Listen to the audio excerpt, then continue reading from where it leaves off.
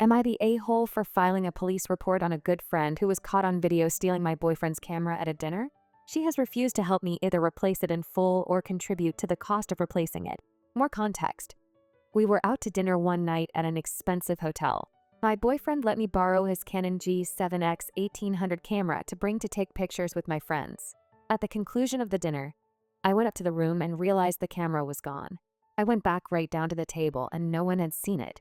I immediately got with hotel security and she is on video, clear as day, swiping the camera when my back was turned and shoving it in her purse. I covered for her initially with my friend and contacted her to find a resolution. She had taken the camera with her and my other friends to a club after dinner, which I did not attend, and lost it there. For background, this is my good college friend who I know well, the camera thief. She has been taken on free trips to Coachella and ST Barths on my dime, not kidding, as well as many other things. We have done a lot together and are good friends, so I expected her to feel sorry. Initially, she lied, saying she did not have it. When I told her we had video, she confessed and then said yes, she took it but lost it at the next bar she went to with my other friends. It is now gone. I asked her to help me replace it by going in on me with the cost. She has refused all measured or resolutions, and now I feel I have nothing left to do but file a police report and let them handle it. It is impacting my relationship, and I am furious my friend is not helping at all. Why should I be on the hook for something she stole? I have given her 3 weeks to help me resolve this, but she insists she is going to do nothing. I am being pressed by my boyfriend to either replace the camera or help him file a report with her info and the footage. I even asked her to just throw in half or less than half the cost to help, but she still refuses. I do not want her to get in trouble, but I am at the point where I feel she really does not care. Update. I sent her a text this AM telling her if I do not receive full cost of the camera or shipping confirmation of a new camera from an approved vendor to a provided address by end of day Friday, we will be filing a report with the police Saturday AM. I felt like in a hole typing this out to her, but I have to do it. Update 2. She told me she is sick of me and that I will be receiving a tracking number by 12 Eastern on Friday and not to blame her if the package is never received. I told her if she was my real friend, she would be sorry and in no way will I allow this to be flipped on me. Should I ask if the camera is new or the one that disappeared? Update 3. She sent me a tracking number via FedEx. It says it is a waiting package. I have asked her repeatedly if she is sending me the original camera, assuming it magically turned up, or a new one. She refuses to answer and only tells me to stop bothering her. Update 4. I am more and more convinced my friend camera thief took the camera hoping that I would just replace it for my boyfriend, gifting her a free camera. For background, this friend is heavily involved on Instagram and loves taking pictures. The Canon G7 is coveted by women because it is known as THE Instagram camera. Even if you wanted to buy one at full price, they are out of stock everywhere. Let's hope it gets returned with this tracking. FedEx still says awaiting package even though shipping info was sent to them at 7 p.m. yesterday. You are the a-hole. Is there a reason you are choosing your thieving friend over your boyfriend? She's made it clear she's not your friend, and that she's not going to make this right. The police report should have been filed the moment she said she wasn't going to pay for it. If I were your boyfriend, I would be reconsidering the relationship with you over this. You're really dragging your feet to make this right. Get the report made and replace his camera. You are the a-hole, not even sure why you are asking. I have rarely seen a post with more a-hole-ish behavior on here. You are in a hole to your BF. Kind guy trusted you with something valuable and you are not even giving him all information you have after it got swiped. You brought your a-hole friend to this dinner. You are in a hole for not filing a report. You are in a hole to yourself for not holding this friend accountable. What the hell do you mean? Throwing in half? Get your head out off your butt and go file a report. Make sure your BF is made whole. Be utterly embarrassed with your own behavior here, and do better next time. Next story. Am I the a-hole for buying dishware at a thrift store before someone else could? This happened a few weeks ago and I can't stop thinking about it. I went to Goodwill and saw a really lovely set of wood plates and 2 matching bowls. I actually needed them for their intended purpose. I was going to grab the stuff, but there was this woman standing in front of them with her phone out loudly complaining about how she can't find the maker's mark on the dishware as the bottoms were left blank. I assumed she was one of those resellers as her cart was filled to the brim with glassware, and I did see a leather jacket in there too. I walked up next to her and asked if she was going to buy the dishes. She glared at me and said yes and told me to get lost, she was here first. So I just said fine, no need to be rude lady, it was a simple yes or no question. I walked away to go look elsewhere and she was now looking in the books, but the wood dishes were not in her cart. I walked over, saw them still on the shelf and put them in mine. As I walked away, she came back and noticed I had them in my cart, and she started flipping her crap, telling me she was going to buy those as they were from a super high-end artist. I told her she walked away from the shelf and left them there. If she really wanted them, she should have put them in her cart. She immediately started grabbing my cart and taking out everything from my cart as I found a hoodie thing called the Comfy and some vintage Pyrex in a collectible pattern. She said I am taking money away from good people like her and that she was losing sales because of people like me buying crap to use and not resell. I yelled to take her hands off my crap, and by this point an employee stalking nearby came over and asked what was going on. Lady tried to say I stole stuff from her cart. I said she was stealing from mine. Reseller lady looked around and saw a different employee had taken her abandoned cart she left in the book section and was putting her stuff back. She freaked out, dropped my stuff, and ran after him. I looked at the employee, who then just waved me off, and I left with empty purchases.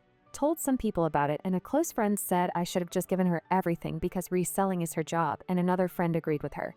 But they only said that when I said the Comfy was a $50 garment. Edit to add some context. My friend said they feel bad she was reduced to being a reseller in this economy. Not the a-hole. The whole point of thrift stores is people like you reusing instead of it going in the landfill. People would argue she buying cheap and reselling expensive are the leeches.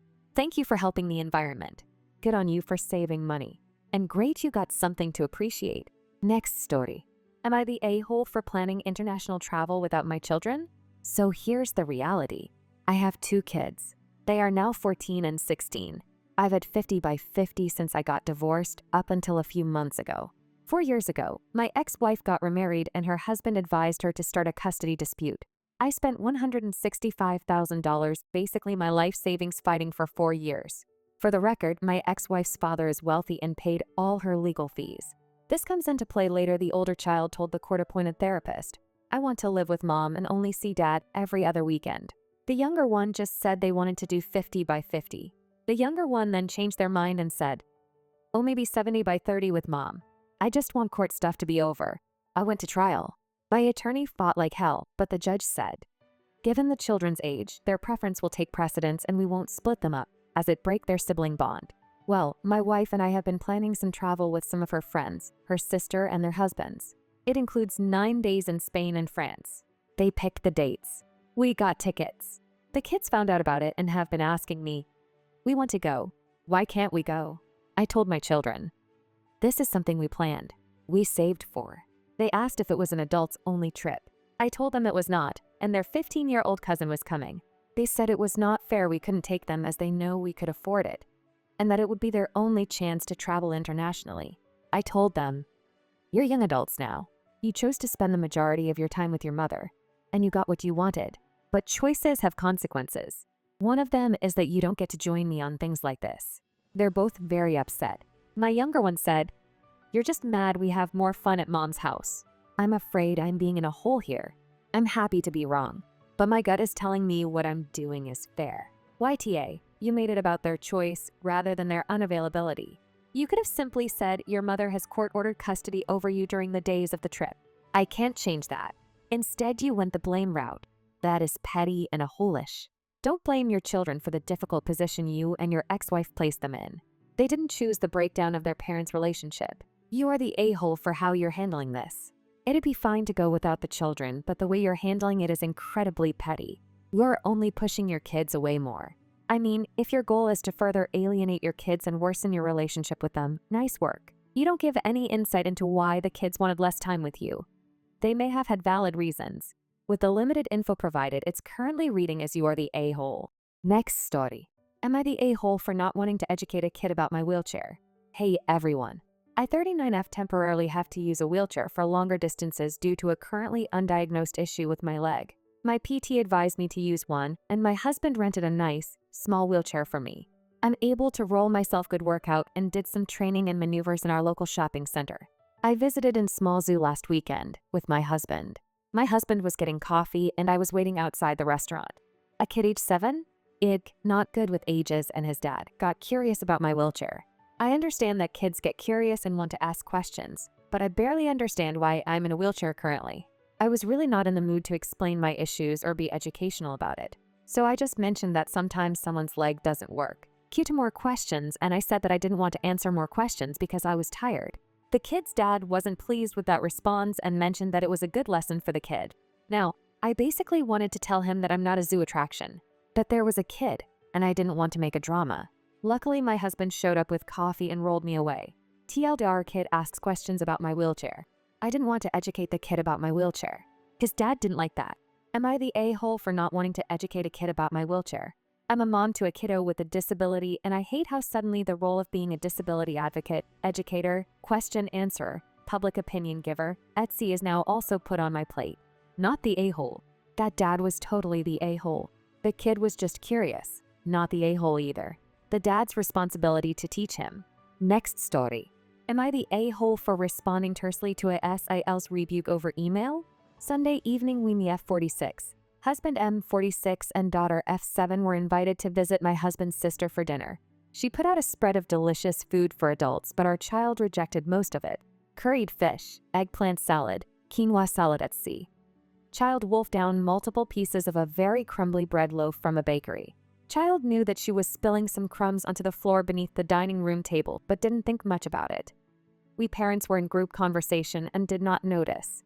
Admittedly, we could have and should have checked the floor afterward, noticed, and cleaned it up. We thanked her and hugged goodbyes and left at 7.